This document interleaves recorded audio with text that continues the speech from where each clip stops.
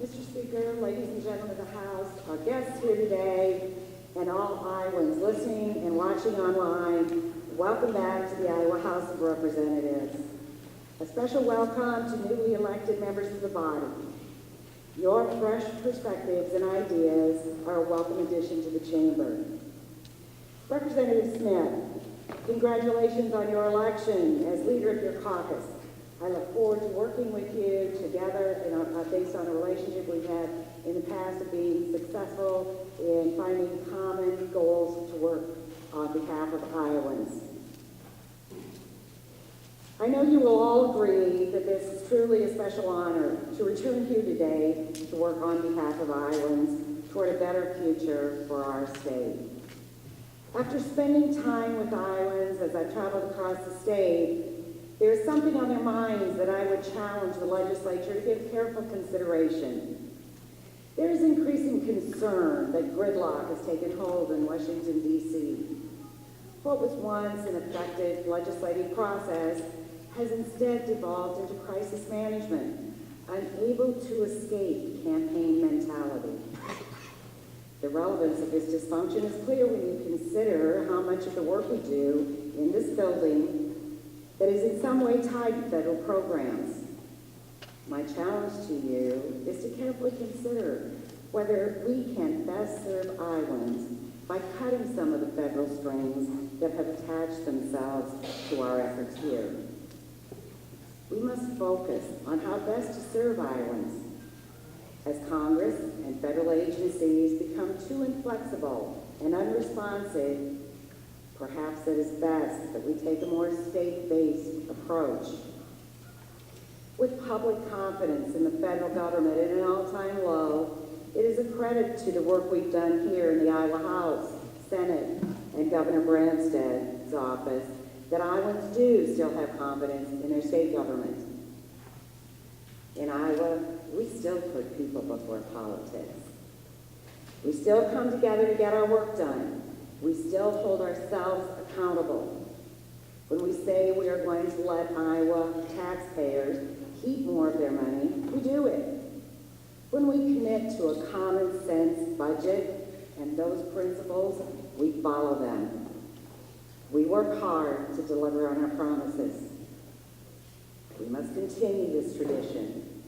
We must continue to provide the example of leadership that Iowans expect and that Washington, D.C. so desperately needs.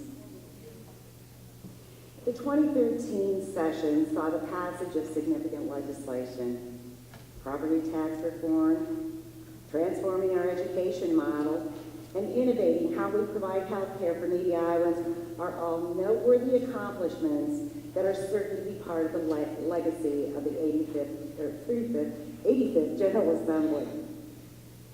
Each one of these pieces of legislation has tasked private and public institutions to invest time and resources to implement them. Our challenge now is to be sure that these bipartisan initiatives have a chance to succeed. We must resist the temptation to change course midstream and create uncertainty. If we remain resolved, I am excited about the long-term positive effects that these initiatives will have on Iowa. This year, we must build upon that strong foundation that we laid last year. Let's identify our common goals and go about the business of finding solutions that work best for Iowans. We've done an extraordinary job of changing the culture that surrounds the appropriation process.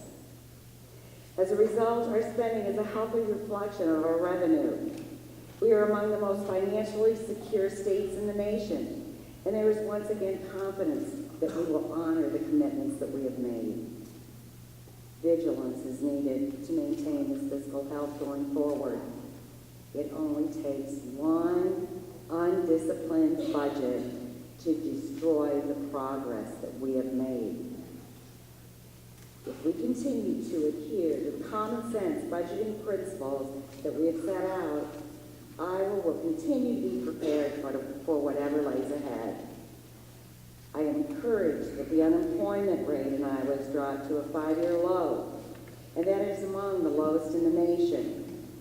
Thanks to the hard-working nature of Iowans, we are recovering from a fiscal crisis. As we move forward, we should focus on policies that create opportunities for low-income Iowans to find high-paying careers. Let's continue to focus on producing a world-class workforce. Let's make a college degree more affordable. Let's make training, skills training, more accessible. Let's make technology and high-speed internet more available. That is a job growth agenda. It is an agenda that will promote a strong middle class. We should make the dream of upward mobility and opportunity a more likely one for all Iowans. Let's continue our approach of focusing on the priorities of Iowans and being efficient in finding a way forward. I am thankful for the opportunity that we have before us to do this work together. Ladies and gentlemen, let's get back to work. Thank you, Mr. Speaker.